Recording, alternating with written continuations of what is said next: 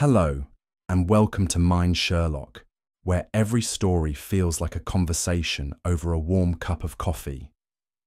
Today, I bring you a brand new Sherlock Holmes mystery, filled with twists, clues, and clever deductions. Make yourself comfortable, and let's unravel the case together. And if you'd like, leave a quick comment and tell me where you're joining from. It's always a pleasure to know where our little detective community is tuning in from. Now, let's get started.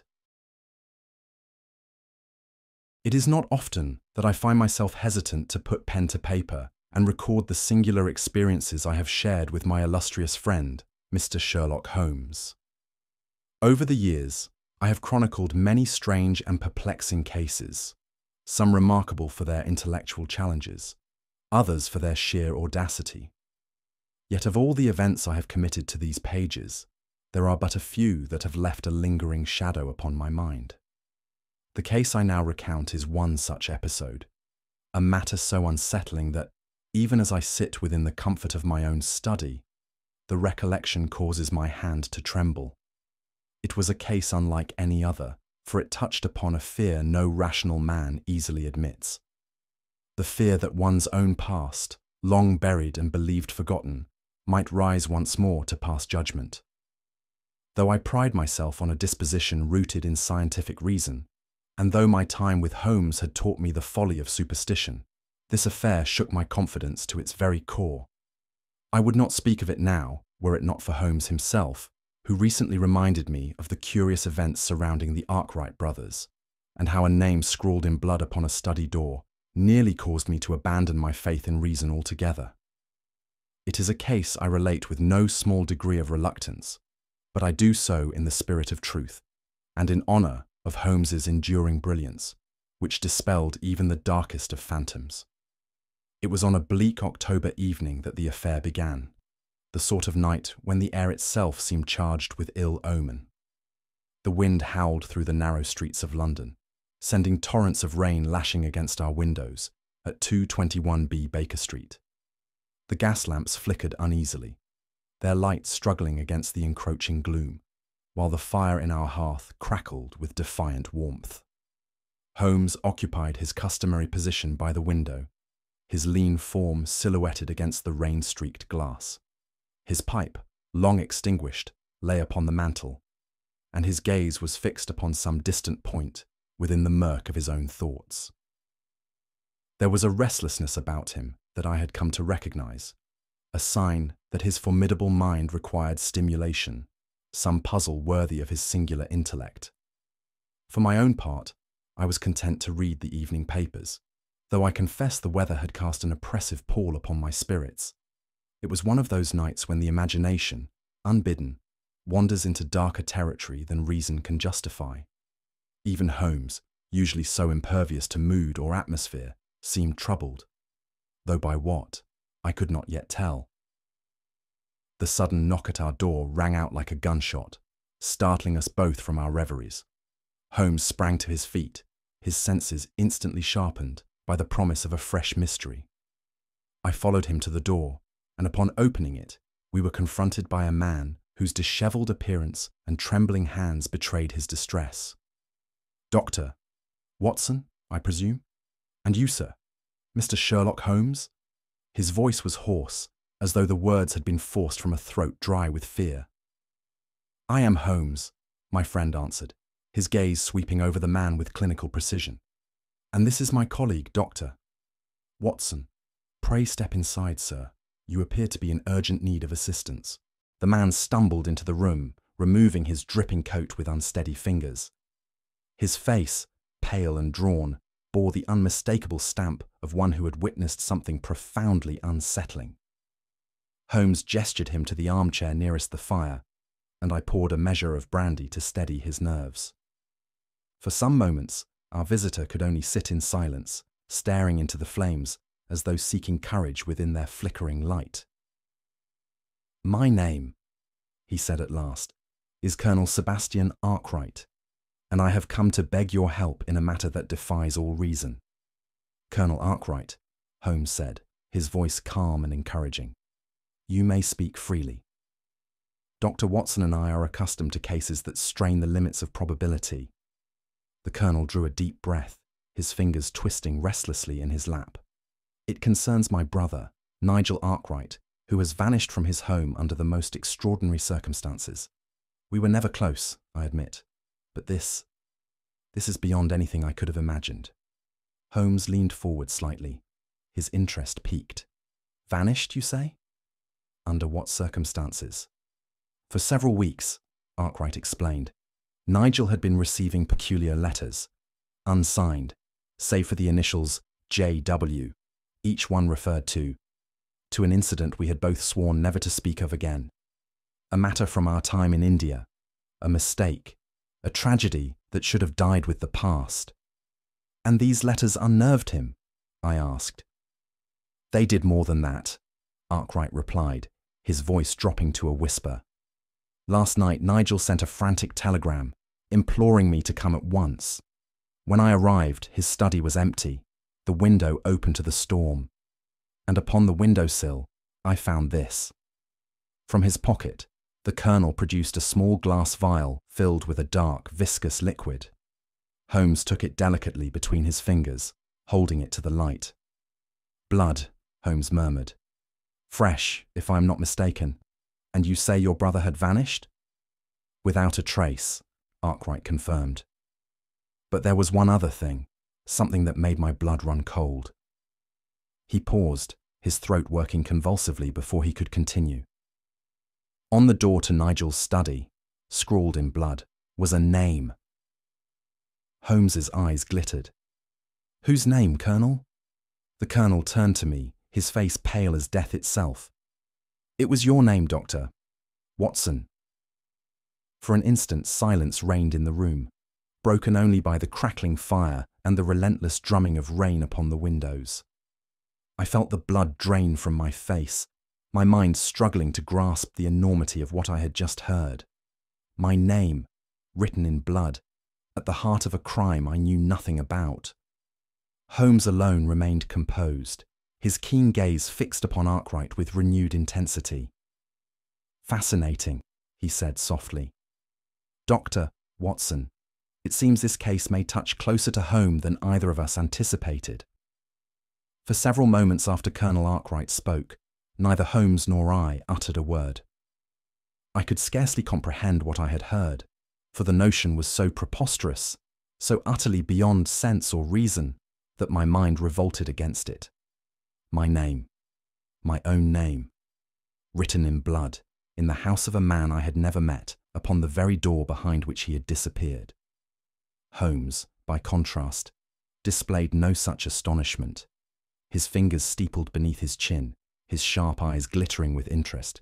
He regarded the Colonel with the same detached curiosity he might reserve for a rare specimen under a microscope. You are quite certain? He asked at last, his tone so calm that it jarred against the frantic pulse of my own thoughts. The name was Watson, and written in blood. I would stake my life upon it, Arkwright said. It was not merely daubed, but written with deliberate care, each letter perfectly formed, as though whoever held the brush wanted to be sure there could be no mistake. Holmes nodded, half to himself. A singular flourish, he murmured. And the blood, human. I cannot say, the Colonel admitted. But it was fresh, of that I am certain. The sight of it, that terrible name staring back at me, I have not yet recovered from the shock. I confess I felt an icy knot tighten at my stomach. There had been many occasions when Holmes and I had become entangled in affairs of peril, but never had my own name been invoked in so ghastly a fashion.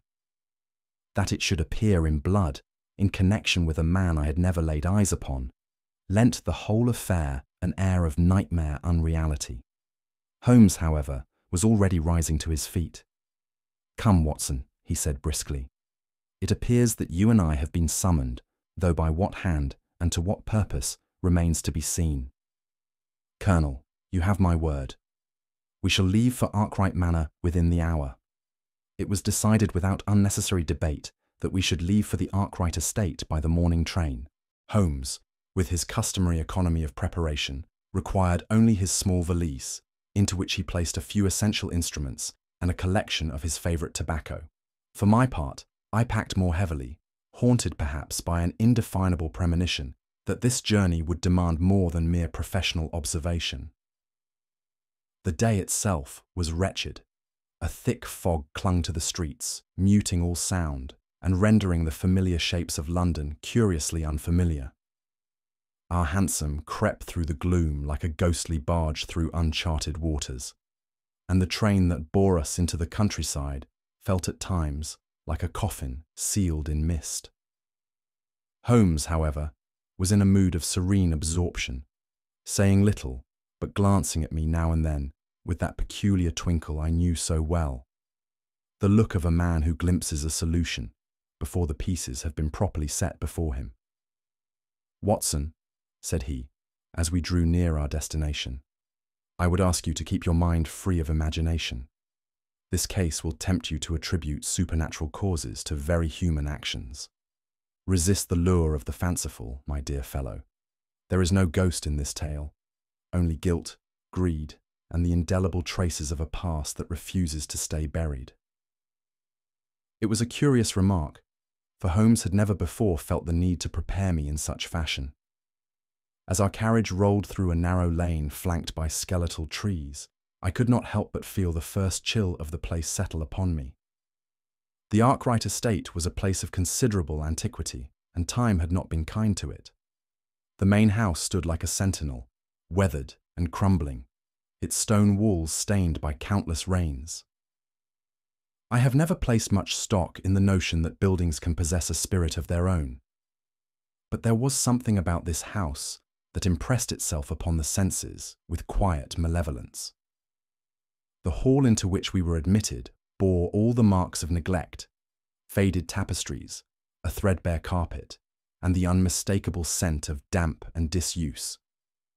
The silence was oppressive, broken only by the tick of a long case clock and the faint creak of settling beams. Colonel Arkwright met us at the door, his face a shade paler than when we had first encountered him at Baker Street.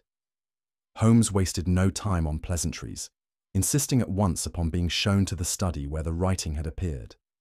We passed through a corridor lined with portraits of stern-faced ancestors, their painted eyes seeming to follow us with suspicion.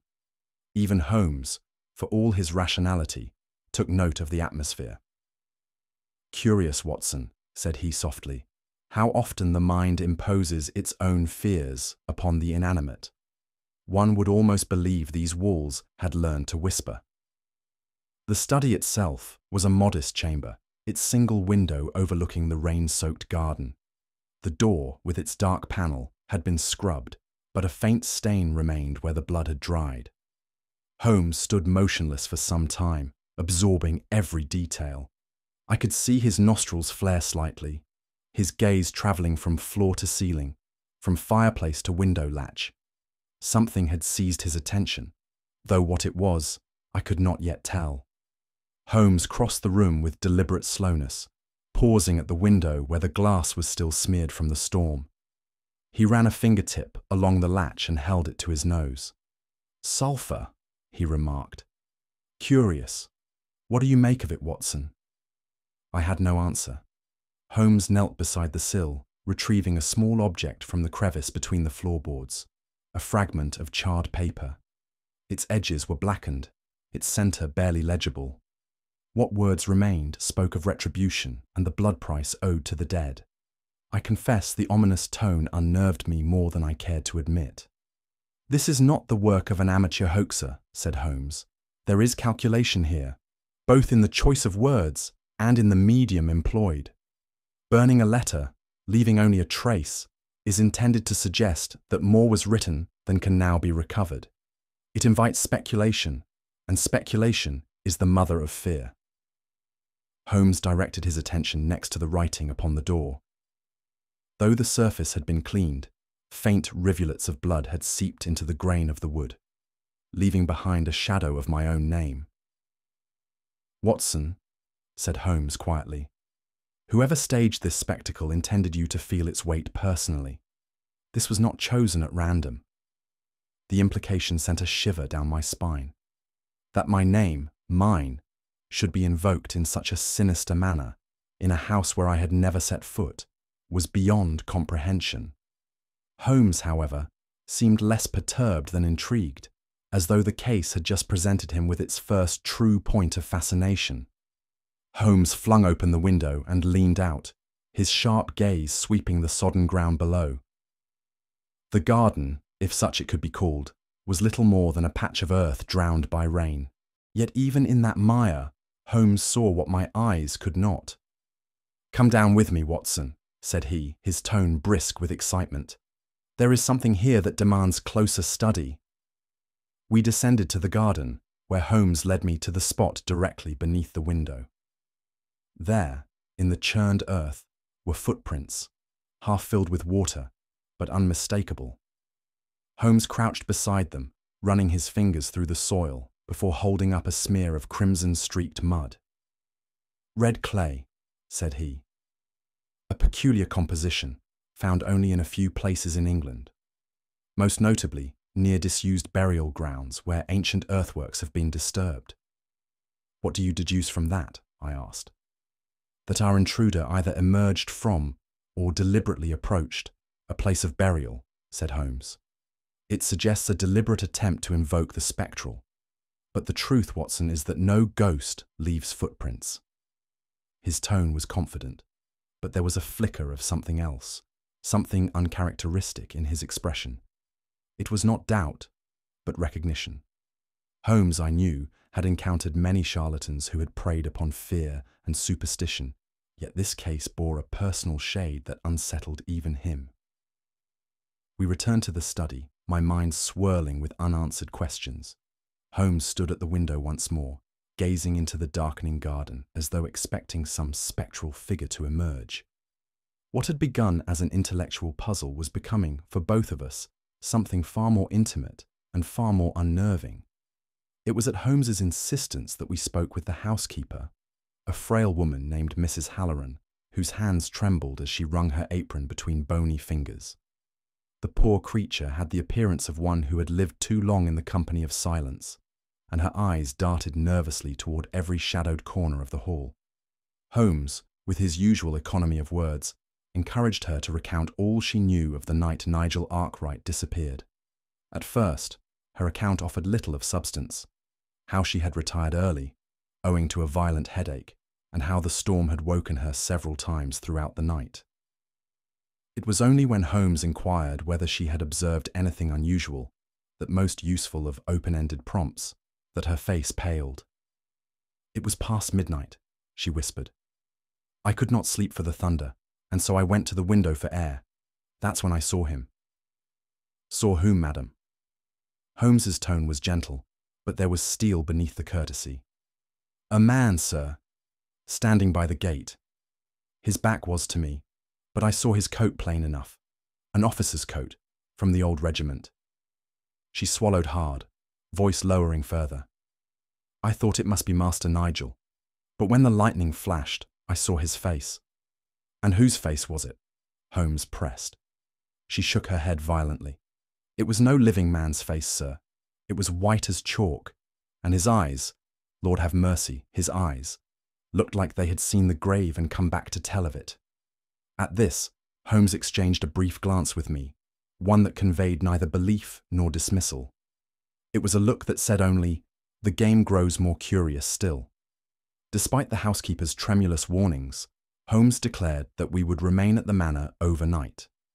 Colonel Arkwright offered no objection, though I noted a visible relief in his features, as though the very presence of Holmes was talisman enough to ward off whatever spectre haunted his family.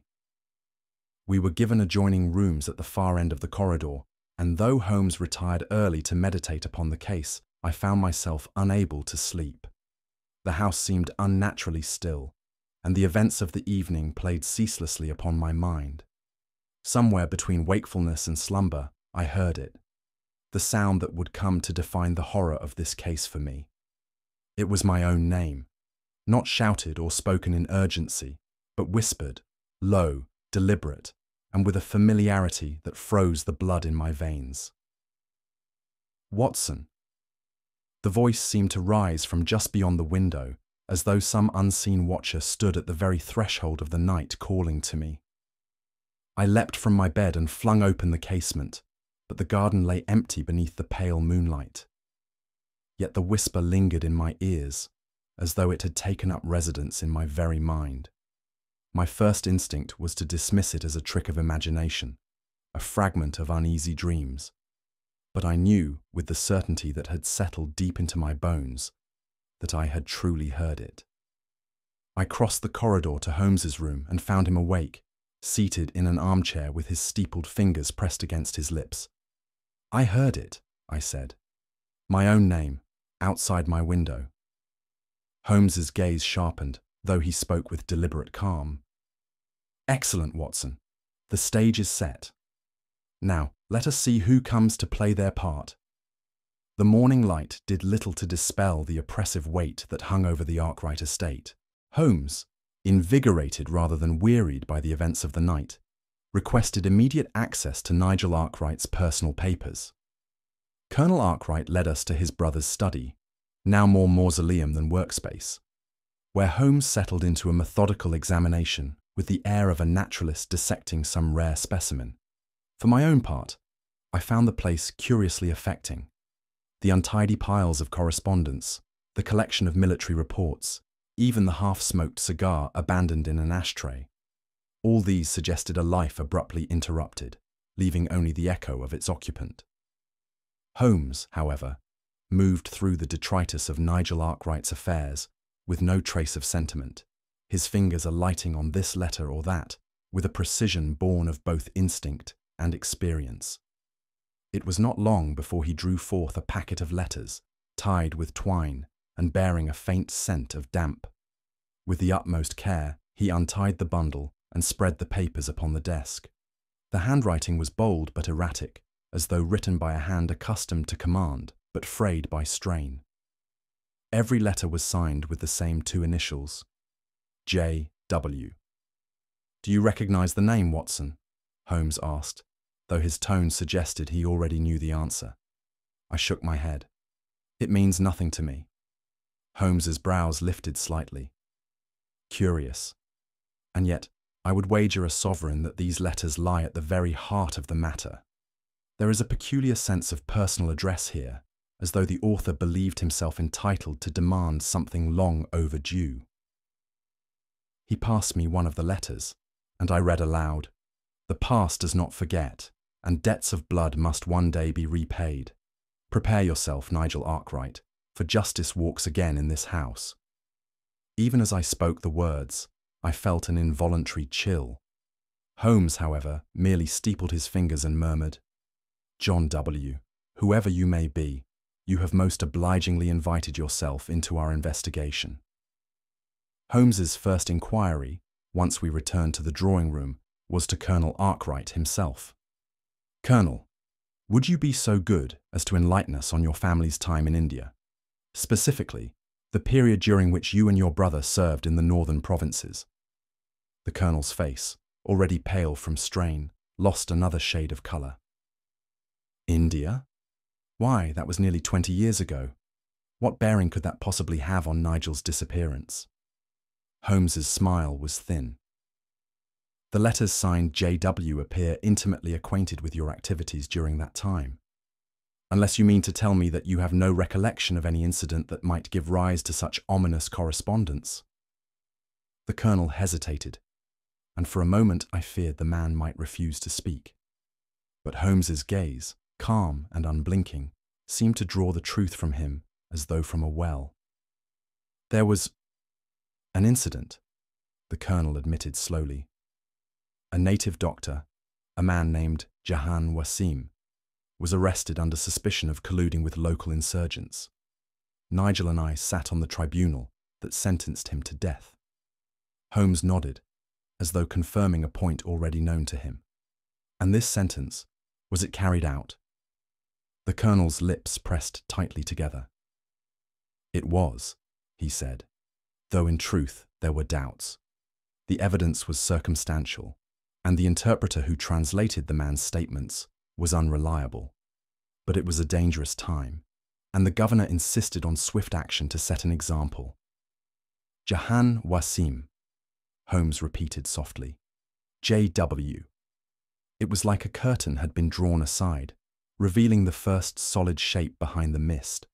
I saw now the path Holmes had been following since we arrived, a trail that led directly from a long-buried injustice to the present haunting of the Arkwright estate. And did this Dr. Wasim have family? Holmes continued. A son, perhaps. The colonel frowned. A son, yes, but he vanished shortly after the execution. I see. Holmes rose and clasped his hands behind his back. Then, Watson, I believe we have found our first solid link. For it seems that the ghost who whispers at windows is no ghost at all, but a man with a very human reason to remember the name Arkwright. We had scarcely left the drawing room before Holmes, walking with that rapid, noiseless step of his, turned sharply toward me. You do not recognize the name Jahan Wasim, Watson? No, I replied. It holds no meaning for me. Holmes gave a slight smile, not unkind, but with that unmistakable gleam of superiority. No meaning? That is most curious, my dear fellow, for I have reason to believe you once met his son. I stopped in my tracks. His son? Indeed, in Afghanistan. I stared at him, utterly bewildered. But how could you possibly? Elementary, he interrupted. Last night, while you were speaking with the housekeeper, I examined the letters more closely. One particular detail struck me, the peculiar phrasing in the fifth letter, which mentioned the kindly hand that once dressed a soldier's wound in the desert sands. It was a reference not to Nigel Arkwright, but to you, Watson. The words struck me with all the force of a blow. You cannot mean... I mean precisely that, said Holmes. The son of Jahan Wasim once served under your command in the medical corps during our time in Kandahar. I made discreet inquiries while you were resting. There was indeed a young man of mixed Anglo-Indian parentage, Sharif Wasim, who passed briefly through your field hospital. You dressed his wound after a skirmish and apparently earned his lifelong gratitude. I recalled no such incident at first, but memory is a curious thing. The more Holmes spoke, the clearer it became, an image forming of a thin, wide-eyed boy with a bayonet wound to the thigh, whose frightened gaze had met mine as I applied the dressing. But what possible bearing can this have? I asked. Holmes's expression grew grave. It means, Watson, that this is no ordinary case of family revenge. The shadow that haunts this house has been aware of you, personally, for some time. For the first time in my long association with Holmes, I felt the unmistakable chill of fear that comes when one's own life is woven into the threads of a case. The hours that followed were among the most disquieting of my life. To learn that I had unknowingly stood upon the very edge of this affair, that my actions in a dusty field hospital had, in some unfathomable way, drawn me into this tangle of vengeance, was almost more than I could bear. I have always prided myself on my sense of duty as a physician. It is the sacred trust of our profession that we treat the man before us, regardless of creed, allegiance, or station. Yet now, for the first time, I wondered if that trust had somehow condemned me to a role I neither sought nor understood. Holmes, ever the pragmatist, offered no sentimental consolation. It is the natural consequence of service in foreign lands, he remarked. You leave behind not only lives saved, but lives altered, some for good, some for ill. That it has taken this long for the past to resurface is the only remarkable thing. Yet beneath his clinical tone, I detected something else, a flicker of concern. Holmes understood the psychological toll of cases that struck too near the heart. He had seen me face gunfire and fever without flinching, but this was different. The enemy was not before me, but within the corridors of my own memory. It was a strange sensation, to feel oneself both detective and suspect, hunter and hunted. I could not escape the irrational thought that the whisper I had heard in the night had not come from beyond the window, but from within myself. A voice dredged from memory's darkest corner, calling me back to face a debt I did not know I owed. That evening, as Holmes and I sat silently before the hearth, I found my hands trembling, though from cold or fear I could not say. Holmes said nothing, but passed me his pipe. A simple gesture, yet one of profound reassurance. "Courage, Watson," he said softly. "Ghosts are never quite what they seem. And guilt, though it wears many masks, is no match for reason." I held fast to those words, but some part of me already suspected that this case would test that creed more fiercely than any I had faced before. It was Holmes's habit, when dealing with events that carried the scent of distant wars, to seek out those overlooked voices whose knowledge often proved more valuable than any official record. Thus, it was with little surprise that I found myself, in his company, making our way to a modest public house some miles from the Arkwright estate. There, by Holmes's design, we were to meet Sergeant Elias Grant, an old comrade of the Arkwright brothers, now reduced to a pensioner's life. The sergeant was a gnarled man, with a face deeply lined by sun and hardship, and a right hand that shook uncontrollably whenever he lifted his glass. Yet despite his worn appearance, his eyes remained sharp with the memory of things that refused to be forgotten. Holmes, wasting no time on pleasantries, inquired directly about the brothers and their time in India. Grant's mouth twisted into something between a smile and a sneer. "India, is it?" he said. I knew the Arkwrights there, and I knew the thing they did." "What thing?" I asked. Grant's gaze flickered to me, then back to Holmes. "The doctor, Jahan Wasim. I suppose they told you about that, but they didn't tell you the rest, did they? About the money." "Money?" I repeated, bewildered. Grant nodded grimly. "A fortune in bribes and confiscations passed through their hands during the uprising, but not all of it made its way into the governor's coffers. There was a quarrel between the brothers over it. A quarrel that ended with a death." "Whose death?" Holmes asked softly. "That," said Grant, draining his glass. "You'll have to ask Colonel Arkwright." There was something in his voice, a suggestion that the colonel's guilt ran deeper than mere misjudgment, that sent a chill through me. Holmes said nothing, but his fingers steepled as they always did when a theory began to crystallize in his mind. That evening, as we returned to the manor, the atmosphere had grown darker still. It was not simply the gloom of approaching nightfall, but something intangible, an unease that seemed to grip even the walls themselves. Word of our presence had spread among the villagers, and with it came stories. Servants whispered of ghostly figures seen at the edge of the estate, pale and gaunt, clothed in the rags of a colonial uniform. Others swore they heard the rattling of chains, or the muffled cries of a man begging for mercy in a tongue they could not understand.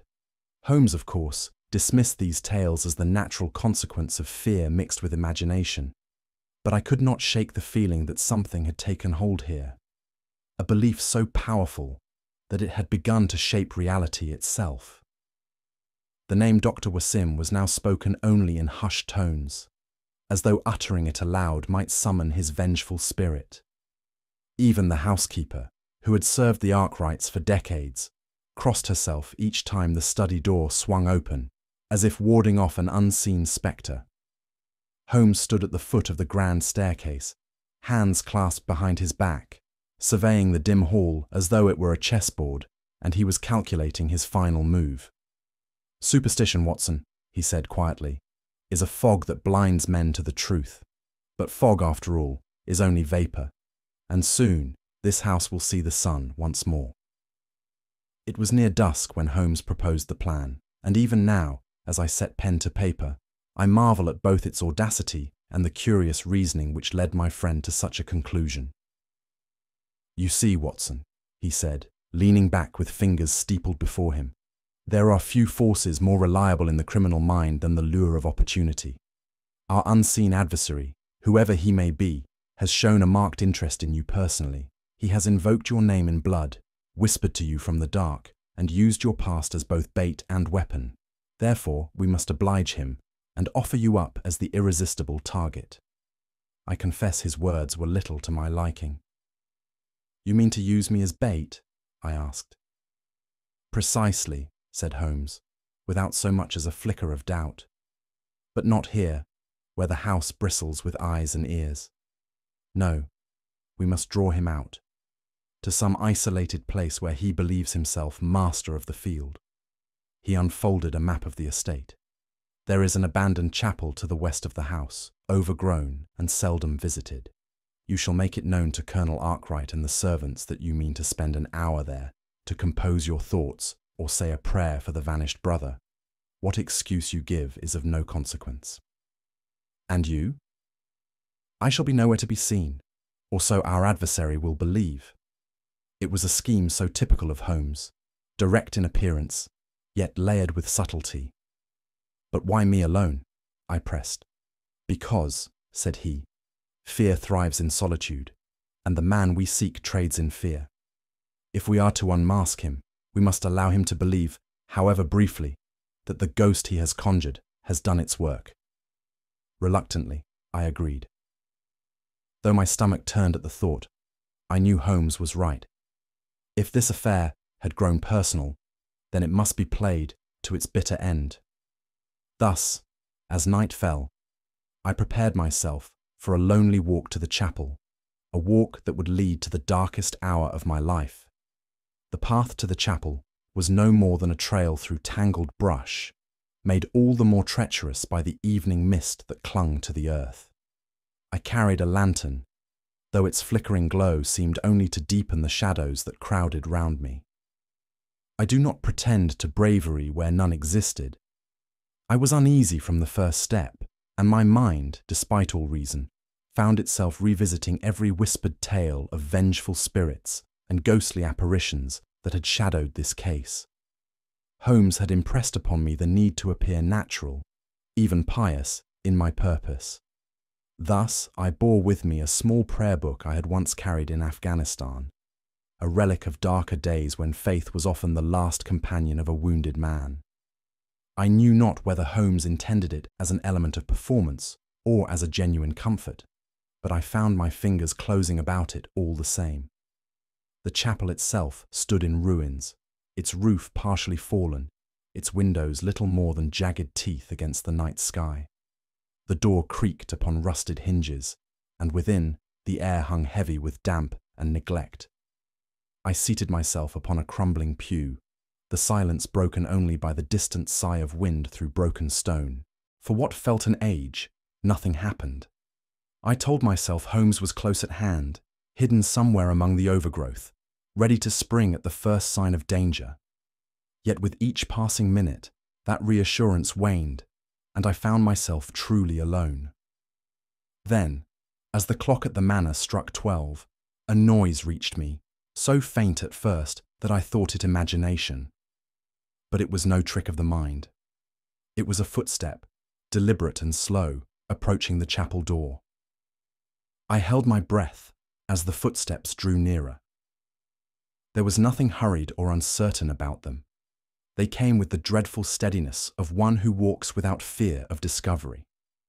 The door, already ajar, swung inward on its own weight, and for a moment, all I could see was darkness. Then came the voice.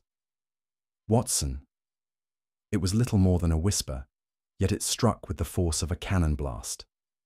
My name, spoken by no tongue I could recognize, yet bearing the terrible intimacy of something that had known me long before this night. My heart hammered painfully in my chest, and though every rational impulse urged me to speak, to demand the speaker show himself, my throat locked in silence.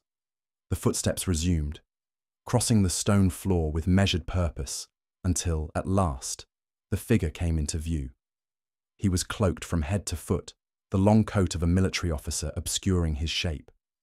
The face was concealed beneath the shadow of a wide-brimmed hat, though the faint glimmer of metal hinted at a revolver held loose at his side.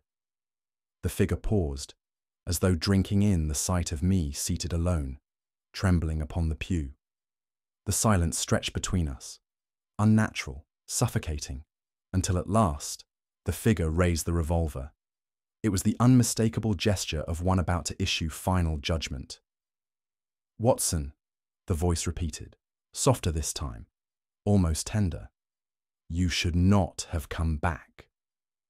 Before I could answer, a sudden movement from the shadows to my left broke the spell. A lean figure darted forward, swift as a striking hawk, and in an instant, the gun was wrenched away and the cloaked man flung to the ground. Holmes stood above him, eyes blazing with triumph. "Colonel Arkwright," he said, his voice cold as iron, "I believe you and I have much to discuss." For a fleeting instant, the rational mind gave way entirely, and I felt the full weight of the supernatural press upon me. The figure stood framed in the doorway, his military cloak hanging heavy about his frame, rainwater glistening on the dark fabric. His face, or what could be seen of it, was pale as death itself, gaunt and hollow-eyed, like one who had crawled from his grave to settle some final debt. The dim lantern light caught the polished surface of a revolver gripped in his gloved hand. My heart froze. Every whispered tale of Dr. Wasim's vengeful spirit came roaring back with terrible clarity. This was no ordinary flesh-and-blood villain, my trembling mind insisted. This was the avenging ghost of a wronged man risen to claim his due. The figure took one slow step forward, the damp soles of his boots rasping against the stone floor. The hand that held the revolver lifted, the barrel aimed squarely at my chest. "Watson," he said, or rather, it said, for the voice had a spectral quality that sent shudders down my spine. "You should not have come back." My reason waged war with fear. My name, spoken with such intimate malice, pierced through me like cold steel. I made to rise from my seat, but my limbs refused to obey. It was as though the sheer presence of the apparition had rooted me where I sat. The figure took another step forward, the muzzle of the revolver now no more than a few paces from my breast. My throat, dry and constricted, allowed no words to pass, though every nerve in my body screamed for action. Suddenly, from the shadows at my side, a hand shot out, quick as lightning, and grasped the revolver, twisting it with such precision that the weapon clattered harmlessly to the floor. Holmes had stepped into the dim light, his expression a mixture of calm authority and steely resolve. "No ghost, Watson," said he. "Only a man with much to answer for." With the revolver wrenched from his grasp, the figure staggered back, and Holmes moved with practiced grace, seizing the cloak's collar and pulling it sharply aside. The hat fell away, and the pale face was fully revealed beneath the lamplight. It was Colonel Sebastian Arkwright. I cannot adequately describe the strange sense of relief and revulsion that swept over me in that moment. To see, beneath the trappings of spectral illusion, a face so wholly mortal and familiar was both reassuring and profoundly unnerving. Holmes, however, showed no such sentiment. "I rather thought it would be you, Colonel," said Holmes evenly. "The drama was a touch overwrought, I admit, but effective enough for those inclined towards superstition."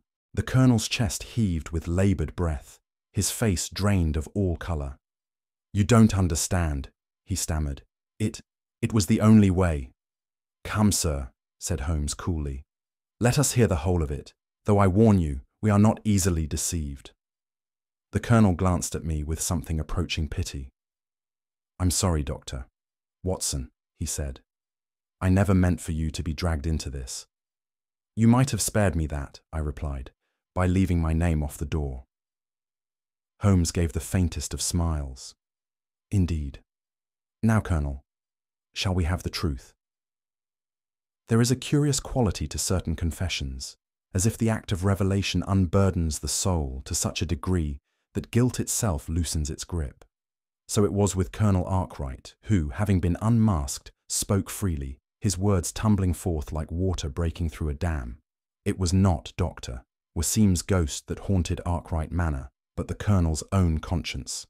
Nigel, his younger brother, had discovered certain irregularities in the ledgers during their time in India: embezzled funds, diverted under the cover of military chaos. The two had quarrelled violently, and in a fit of rage, Sebastian had struck his brother down. To conceal the crime, he devised the entire charade, the ghostly letters, the spectral whispers, the blood-written messages, to suggest that Nigel had fallen victim to a supernatural curse. His hope was that fear would keep all prying eyes away from the truth. "And my name?" I asked. "A necessary flourish," the colonel said, his voice trembling. "Your connection to Dr. Wasim's son gave it weight, a touch of authenticity to make the illusion complete." Holmes regarded him with a mixture of pity and disdain.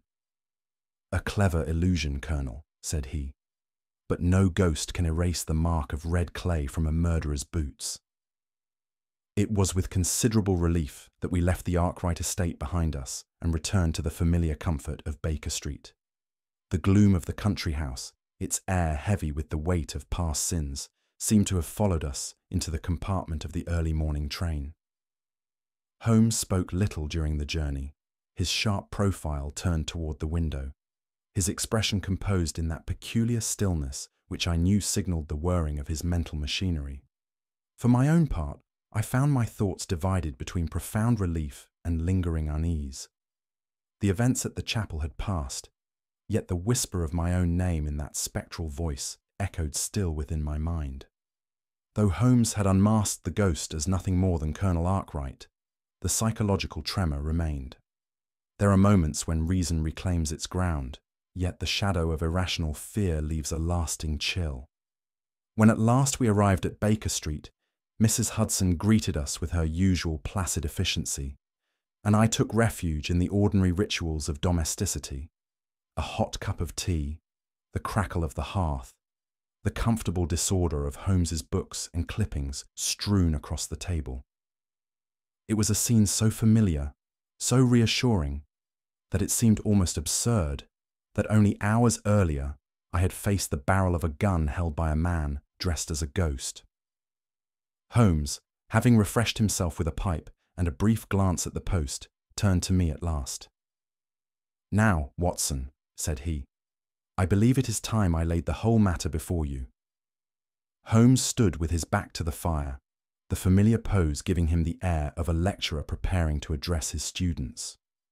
"You see, Watson," he began, "the true solution was visible from the moment we stepped into that study, if one knew where to look." I settled into my armchair, notebook in hand, prepared once more to marvel at the intricate workings of his singular mind. "The first and most telling clue was the red clay found beneath the study window," said Holmes. "Red clay, as you know, is not found naturally in that part of the country. Its presence indicated not only that someone had approached the house from outside, but that they had come directly from the vicinity of the disused family tomb, where such clay is common.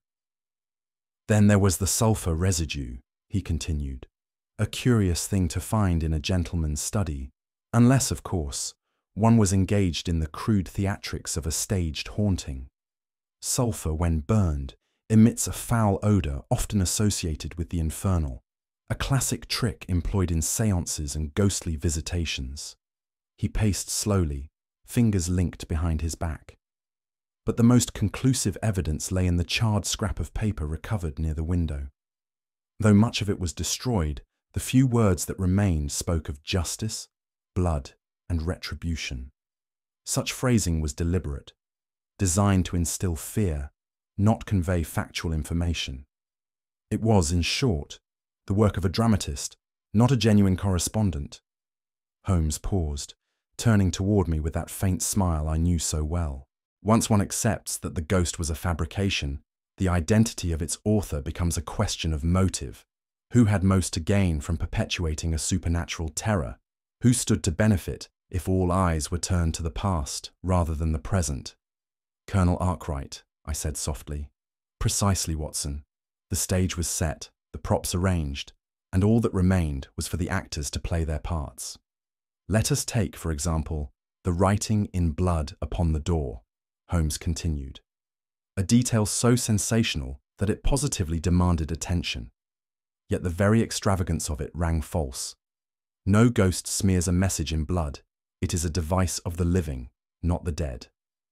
Holmes retrieved a vial from his pocket, the very same the Colonel had presented to us on that first evening. Animal blood, he said. Obtained, I suspect, from the Arkwright estate's own livestock. The texture and odour are unmistakable. The letters themselves, clumsy in their formation, were not written in haste, but in deliberate, careful strokes. It was meant to be found. And the letters from John W., I asked. A masterstroke of psychological manipulation, Holmes replied. You see, Colonel Arkwright knew of your connection, brief though it was, to Dr. Wasim's son. It was a matter recorded in the old regimental logs, which the Colonel, as a former officer, could easily access. By resurrecting the spectre of John W., he invoked a real ghost, not of the supernatural variety, but of memory. He wanted you to feel personally ensnared. Holmes shook his head with something approaching admiration. It was an elaborate deception, Watson. Part intimidation, part sleight of hand. The Colonel wished to divert suspicion from the real crime, the murder of his brother, by overlaying it with an ancient curse. It is far easier to hide a body when everyone is looking for a ghost. I could not help but marvel at the grim ingenuity of it all. And the whisper at the window? I asked. A simple trick, Holmes said. A length of concealed wire, stretching from the garden to the study, with a dampened speaking tube at one end. The Colonel could stand at a safe distance and project his voice into the room at will. He allowed himself a small, satisfied exhale. A ghost, Watson, is only as real as the fear that believes in it. Holmes relit his pipe, the small flame illuminating the sharp planes of his face, and for a time silence settled between us, broken only by the crackling of the fire. When at last he spoke, his tone was measured, almost clinical. Yet I detected beneath it the faintest trace of regret. You see, Watson, he began, the brilliance of the scheme lay not in its mechanics. Those were crude enough, but in its psychological design. This was no ordinary haunting. It was a haunting crafted specifically for you. I set down my teacup, my hand unsteady. For me? Precisely, said Holmes. The Colonel understood that for a ghost story to succeed, the most critical element is not the ghost itself, but the believer. And who, my dear fellow, would lend more credibility to a supernatural tale than a man of science, one whose rational mind had, nevertheless, a personal connection to the ghost's origin? I opened my mouth to protest, but Holmes pressed on. He knew, from the moment your name was found upon the door, that you would be drawn into the case. He knew of your brief association with Sharif Wasim, the son of the executed doctor, and he understood that your own conscience, combined with the unsettling coincidences, would weaken your natural skepticism. In short, Watson, you were not merely an observer in this matter. You were the linchpin. The truth of his words struck deep. I recalled, with shame, the irrational fear that had taken hold in the chapel, the cold certainty that I had stood before the avenging ghost of a man wronged long ago. But how could he have known I would react so? Holmes smiled faintly. He could not, but he understood human nature well enough to gamble upon it. You are, after all, an honourable man, a man haunted, not by ghosts, but by memory.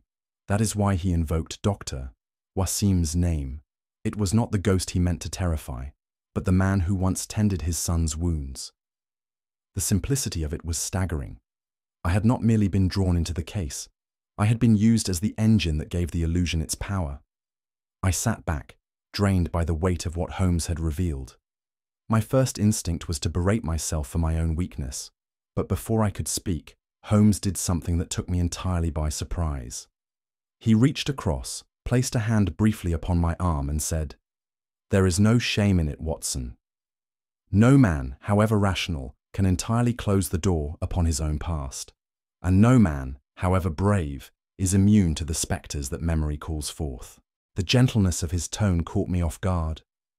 Holmes, so often detached, so resolutely cerebral, was for this fleeting moment simply my friend, the man who had stood beside me through war and peace alike.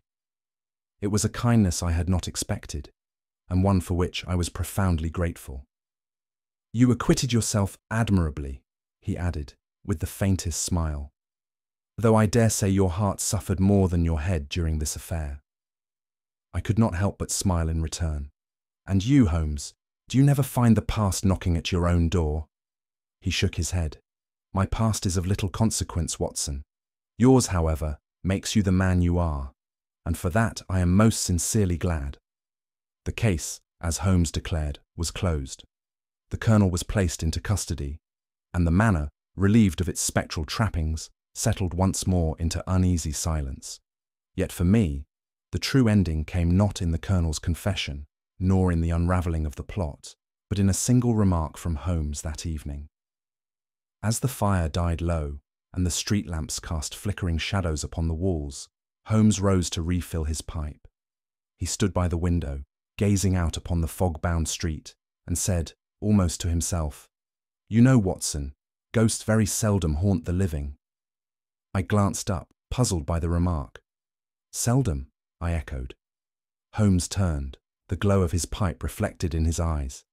"Indeed," said he, "it is not the dead who pursue us, but the memories we refuse to bury, and those, my dear Watson, cast shadows far darker than any spirit."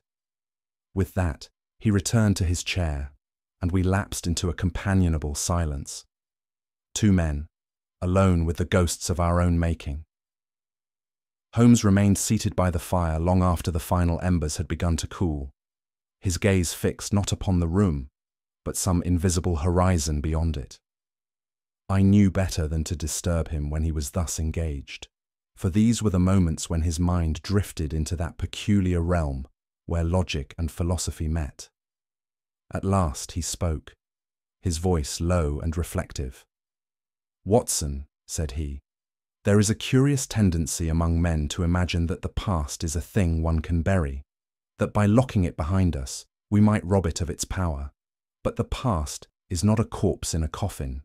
It is a seed, sown in the earth, and if watered by fear or guilt, it will sprout in time, often taking a shape far more monstrous than the truth itself." I nodded, thinking of the tortured Colonel Arkwright, who had spent years crafting a ghost to frighten others, only to be undone by the very real ghost of his own conscience. Holmes tapped his pipe thoughtfully against the hearth. "It was not Dr. Wasim who haunted Arkwright Manor, Watson. It was memory, armed and dangerous, wearing the face of its master's own sins."